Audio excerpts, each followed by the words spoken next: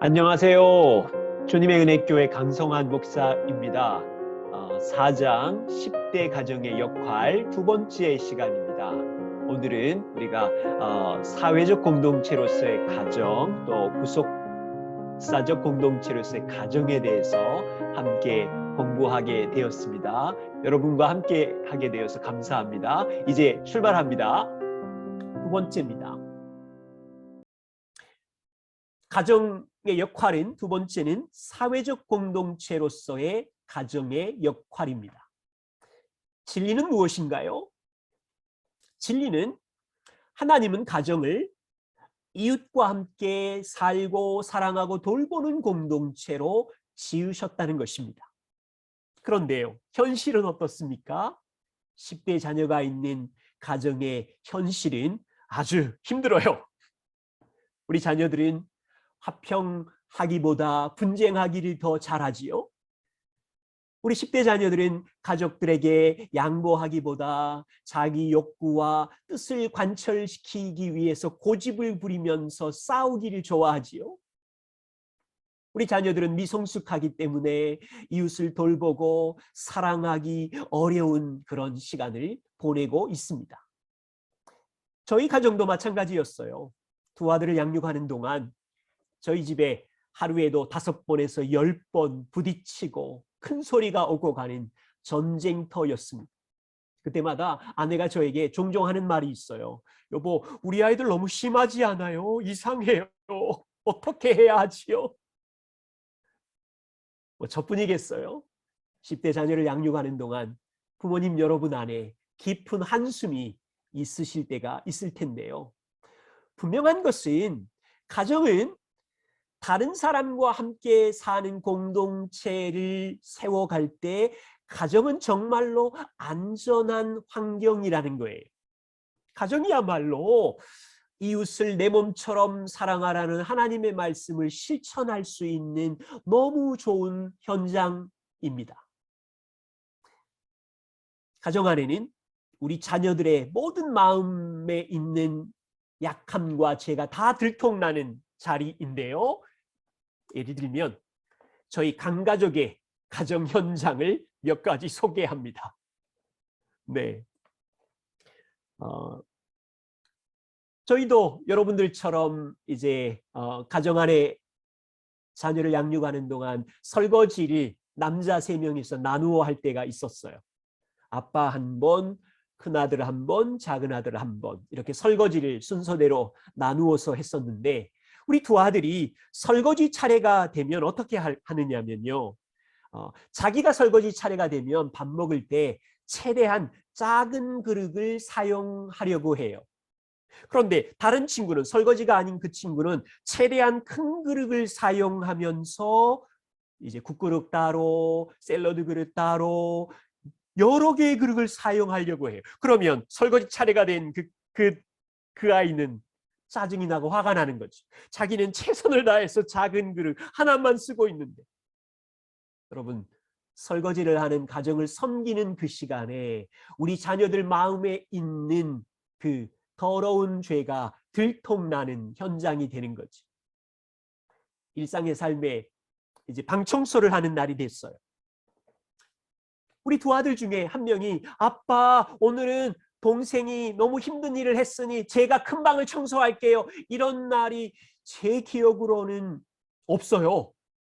우리 두 아들들은요, 방 청소하는 시간이 되면 대체로 작은 방을 청소하려고, 큰 방은 시간과 에너지가 많이 드니까 싫고 이런 걸로 다투고 힘들어하고 그러는 일들이 반복이었어요. 예배 시간뿐 아니라 저희 집에는 잠자리에 들기 전에 아빠인 저와 두 아들이 기도하고 함께 자는 시간이 있는데요. 기도도 아빠가 제가 하고요. 돌아가면서 한 명씩 기도하거든요. 그때 어느 날 아들이 아빠, 오늘은 제가 기도할게요. 이런 날이 거의 없어요. 제 기억에. 아빠가 기도하면 그 다음 기도할 차례 누구니라고 말하면 쟤요, 저 형요, 동생요. 서로 기도를 미루고 안 한대요. 여러분, 기도로 서로를 돌보고 섬기지 않으려고 하는 싫은 마음이 그 시간에, 기도라는 아름답고 거룩한 시간에 쏟아져서 들통이 나가지고 때로는 언성을 높이기도 하고 규칙을 정하기도 하고. 여러분, 저희 집 남자들은 콜라를 참 좋아하거든요. 뭐 콜라, 피자, 뭐 좋아하는 아이스크림들이 있는데 콜라를 우리 아이들은 너무 좋아하니까 서로 더 많이 먹겠다고 부딪히는 거죠. 그래서 부딪힘을 방지하려고 규칙이 있었어요. 한 아들이 콜라를 컵에 이렇게 따르면 다른 아이가 자기가 먹을 것을 먼저 선택하는 거예요. 그러면 콜라를 따르는 그 아들은요, 손을 부들부들 떨면서 똑같이, 양이 똑같이 따르려고 얼마나 애를 쓰는지 몰라요. 자기가 적게 먹으면 안 되니까.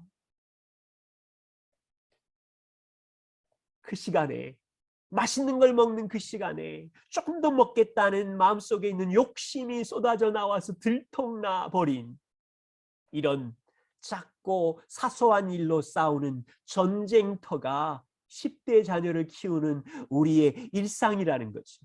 우리 아이들이 뭐 교육 개혁을 가지고 싸우지도 않고 정치 개혁, 민족을 이슈로 싸우지 않아요. 매일마다 방 청소, 설거지, 이불 정리, 음식 쓰레기 치우기, 옷 정리, 공부, 과제, 이런 걸로 가정은 독한 말이 오고 가고 불편하고 상처 입고, 이 안에서 서로를 격려하고 돌보고 사랑하는 것을 연습할 수 있는 최고의 자리가 가정이라는 거지. 저는 10대 두 아들을 키우는 동안 자주 한 말이 있었습니다. 아들들, 가정에서 형을, 동생을 사랑하는 것을 배워야 세상에 나가서 직장에서 다른 사람을 사랑할 수 있는 거야. 이런 말을 종종 하게 되면 우리 아들들을 통해서 듣는 반복적인 말은 이렇습니다. 아빠, 도저히 내 안에 형을 사랑할 마음이 없어요. 도저히 동생을 사랑할 힘이 저한테는 없어요. 어떻게? 왜 나만 섬기래요? 왜 나만 양보하래요? 왜 나만 사랑하래요? 저는 도저히 못해요. 이런 말을 듣는 날이 반복되었습니다. 그때마다 자녀들과 나누는 것은, 그래, 우리 안에는 이웃을 사랑할 힘이 내 안에 없어. 형을 사랑할 능력이 내 안에 없어. 우리가 하나님의 은혜가 필요하지 않니? 그래서 예수님이 오신 거야. 그런 고백을 할 수밖에 없었어. 조금 더 솔직히 말씀드려 볼게요. 부모인 저도 잘 도와주지 못할 때가 많이 있었어요. 자녀들의 마음을 돌봐야 되는데 때로는 행동과 수칙에다가 아이들을 몰고 가서 강조하다가 10대 아이들에게 분노하기도 하고 험한 말을 쏟아내는 때도 자주 있었어요. 그런 과정 속에서 제가 배우게 된 것이 있다면, 하나님, 제 아내도 사랑하는 두 아들이지만 이 두 아들의 까칠한 10대를 제가 사랑할 수 없습니다. 주님, 저에게 온유와 친절의 힘이 없습니다. 인내의 힘이 없습니다. 주님, 내 안에 성령이 계실 텐데 저 좀 도와주세요. 은혜의 하나님, 저에게 힘을 주세요. 저에게도 두 아들을 사랑할 힘이 없다는 것을 발견하게 되고 하나님께 긍휼을 구하고 은혜를 구할 수밖에 없는 부모로서 옆에 있었던 시간이었습니다. 그런데 분명한 것은 자녀도 부모도 이웃사랑이 무엇인지를 배우는 현장으로 가정 안에 함께 우리가 걸어가고 있다는 사실입니다.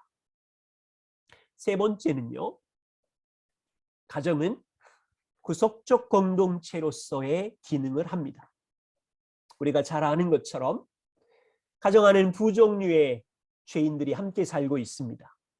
성령이 있지만 예수님을 인격적으로 받아들인 부모 죄인과 아직도 거듭나지 않고 세 가지 10대의 특징을 가지고 불안한, 거듭나지 않은 자녀 죄인이 함께 있기 때문에 가정은 자주 아픔과 갈등이 일어나고 있습니다. 보세요. 부모인 우리도 성숙하지 않잖아요. 그래서 미성숙한 우리 안에 마음의 우상, 들보들이 들통나서 쏟아지지요. 자녀들도 아직 자아와 독립심이 성장 중에 있기 때문에 그들은 말을 어떻게 지혜롭게 할지, 어떻게 조리 있게 할지를 모르기 때문에 까칠하게 쏟아내는 그 말들 속에 부모 죄인과 자녀 죄인이 온통 부딪히게 되면 가정은 정말로 매일마다 어둠과 전쟁터 같은 살기 싫어 이런 아픔들이 있을 수 있다는 거예요. 여러분, 그래서요, 부모로서 우리는 두 가지로 반응할 수 있습니다. 성령이 우리 안에 있지만 우리는 이 두 가지 중에 하나를 선택하면서 10대 자녀들 옆에 있습니다. 첫 번째는요, 이런 엉클어진 실타래 갈등 속에 있을 때 부모인 우리는 분노하게 되고 독한 말을 쏟아내면서 합리화하고 자녀들에게 변명할 수 있습니다. 나는 억울해. 너희들 잘못이야. 부모인 우리도, 여러분, 자녀가 쏟아낸 건 자녀의 책임이고 우리가 쏟아낸 건 우리의 책임이지만 이 현장 속에 있을 때 우리의 책임을 아이들 탓으로 돌리고 우리가 쏟아낸 분노와 독한 말의 책임을 환경 탓으로 돌리고 사람 탓으로 돌리면서 우리가 부모로서 자신의 죄를 숨기고 변명하게 되면 가정은 고통스러운 현장이 될 수 있어요. 그러나 우리는 성령에게 순종해서 우리가 쏟아낸 것에 대한 죄를 인정하고 하나님 앞에, 자녀들 앞에 죄를 고백하면서 복음의 은혜를 나누게 되면 제사함 받았던 은혜를 확인할 수 있고 의롭게 되었다는 이 자유함의 은혜를 자녀들과 함께 나눌 수 있고 여전히 하나님이 부모인 나와 자녀인 너희들을 사랑하고 인도하신다는 은혜도 확인할 수 있는 은혜의 자리가 될 수 있습니다. 둘 중에 10대 양육을 하는 동안 우리는 1번을 선택할 수도 있고 2번을 선택할 수도 있고,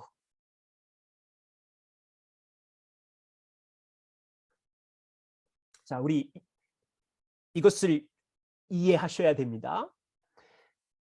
가정이라는 이 환경 속에 자녀들이 쏟아내는 말은 분명히 부모의 마음을 아프게 하고 다른 형제들의 마음을 아프게 합니다. 부모인 우리 눈에 보이는 10대 자녀들은 매일마다 너무 게으르는 것 같고 무책임하게 사는 것 같아서 부모인 우리 마음이 고통스럽습니다. 우리 눈에 보이는 10대 아이들은 너무 이기심이 강하고 반항적이고 자기밖에 모르는 것 같아서 부모인 우리의 속이 타들어갈 때가 있습니다. 그러다가 참고 참다가 부모는 갑자기 참은 모든 자기의 분노를 쏟아내게 되는데요. 여러분, 그렇게 쏟아내게 되면 그 분노와 실망 섞인 잔소리로 아이들을 변화시킬 수 없잖아요. 아무런 선을 이룰 수가 없었어요. 많이 해보니까 그걸로 우리 아이들을 고칠 수가 없어요. 기억하실 것은 화를 내게 되면 부모인 우리의 마음 안에 있는 죄가 바깥으로 들통나서 쏟아지게 되면 우리도 죄인이고 자녀도 죄인이지만 부모 안에 있는 말이 이렇게 쏟아지게 될 때 우리는 복음을 나눌 기회를 잃어버리게 되는 거고, 이 쏟아지는 게 반복될수록 우리는 자기 욕망을 섬기게 되면서 어쩌면 하나님이 부모인 우리를 하나님을 대신해서 하나님이 누구시고 복음이 무엇인지를 대신하는 고귀한 부르심을 주셨지만 이것을 상실해버리는, 복음을 가로막는 장애물로 시간을 보낼 수 있다는 거예요. 그래서 10대 부모 여러분, 많이 힘드시지만 분노와 독한 말로 끝을 내지 마시고요. 빨리 죄를 고백하고 빨리 용서하고 빨리 용납함으로 복음의 은혜를 경험하는 일이 자주 많아지셔야 돼요. 저는 이런 생각을 해봐요. 10대 양육을 하는 시간이 8년에서 거의 한 10년, 셋넷 되면 14, 15년이 되시잖아요. 우리 자녀들이 초등학교 3학년, 4학년, 5학년일 때 이와 같은 일들이 있을 때 우리는 빨리 겸손하게 죄를 고백하고 복음으로 달려가는 일을 연습해야 돼. 우리 아이들이 중학교 2학년, 3학년, 고등학교 1학년 키도 크고 덩치가 커져서 독립심 자아가 더 강해졌을 때도 이런 분노와 변명과 핑계와 합리화가 여전히 부모 안에 있으면 진짜 이거는 고통스러운 현장이 될 수 있어요. 하나님께서 우리에게 10대 자녀의 8년과 한 10몇 년의 시간을 주시는 동안 부모 안에 있는 우리의 마음의 죄와 우상들을 보게 하셔서 우리가 조금 더 온전하게 성령에게 반응해서 복음의 은혜를 나눌 수 있는 시간으로만 사용할 수 있다면 우리 그 가정 안에 있는 하나님이 누구신지, 우리가 하나님 앞에서 살고 있고 하나님의 거룩한 목표와 뜻을 위하여 살고 있고 우리 인생이 하나님의 거대한 이야기를 위해서 쓰고 있다는 것을 가르칠 수 있어요.